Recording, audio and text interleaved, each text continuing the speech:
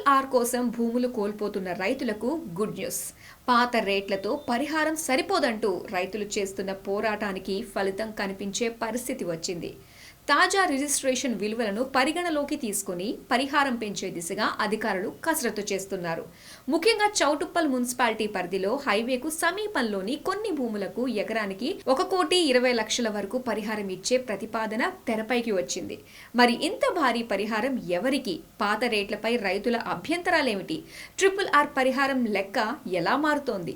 RRR భూములకు భారీ పరిహారం, ఎకరానికి 1,20,00,000 వరకు ప్రతిపాదన.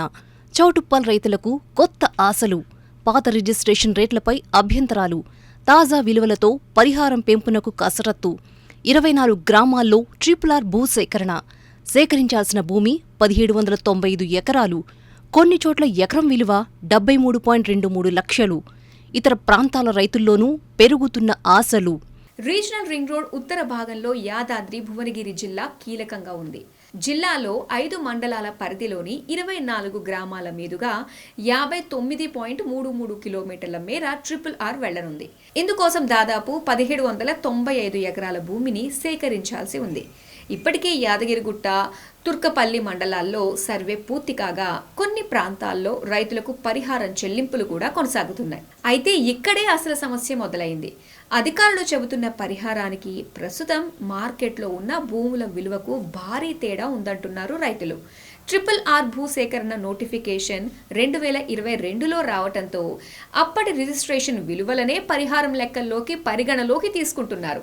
దీంతో గ్రామీణ ప్రాంతాల్లో ఎకరానికి 12 లక్షల నుంచి 25 లక్షలు, పట్టణ ప్రాంతాల్లో 14 లక్షల నుంచి 84 లక్షల వరకు పరిహారం వస్తుంది. కానీ 4 ఏళ్లలో పరిస్థితి పూర్తిగా మారిపోయింది.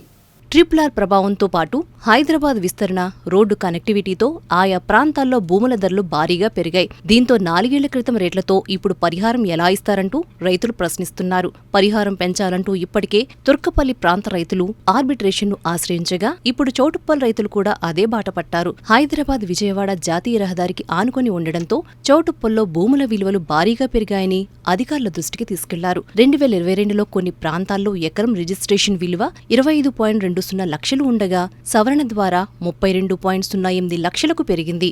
మరికొన్ని సర్వే నెంబర్లలో ఏకంగా 73.23 లక్షలకు చేరింది. దీంతో పాత రేట్లు కాదు, తాజా విలువల ప్రకారమే పరిహారం ఇవ్వాలన్న డిమాండ్ బలపడింది. ఈ నేపథ్యంలోనే ఇప్పుడు చౌటుప్పల్లో ఎకరానికి 1,20,00,000 వరకు పరిహారం అంశం తెరపైకి వచ్చింది. జాతీయ రహదారికి సమీపంలోని కొన్ని భూములకు ఈ స్థాయిలో పరిహారం ఇచ్చే ప్రతిపాదన ప్రాధాన్యం సంతరించుకుంటుంది. అయితే 1,20,00,000 ఇంకా ఫైనల్ కాలేదు. ఆర్బిట్రేషన్లో రేటు ఖరారైన తరువాత ప్రతిపాదనను NHAIకి పంపనున్నారు. అక్కడ గ్రీన్ సిగ్నల్ వచ్చిన తర్వాతే పెంచిన పరిహారం చెల్లింపులపై స్పష్టత రానుంది. ఇప్పుడు చౌటుప్పల్ పరిహారం వ్యవహారమే RRR పరిధిలోని ఇతర ప్రాంతాల రైతుల్లోనూ ఆసక్తి పెంచుతోంది. ఇక్కడ తాజా రిజిస్ట్రేషన్ విలువల ప్రకారం పరిహారం పెంచేందుకు ఆమోదం లభిస్తే తమకు అదే విధంగా అమలు చేయాలన్న డిమాండ్లు ఇతర ప్రాంతాల నుంచి వచ్చే అవకాశం ఉంది. దీంతో RRRలో ఇప్పటి వరకు రోడ్డు ఎక్కడి నుంచి వెళ్తుంది, ఎంత భూమి పోతుంది అన్నదే చర్చగా ఉంటే ఇప్పుడు ఎకరానికి ఎంత వస్తుంది అన్నదే రైతుల్లో హాట్ టాపిక్గా మారుతోంది.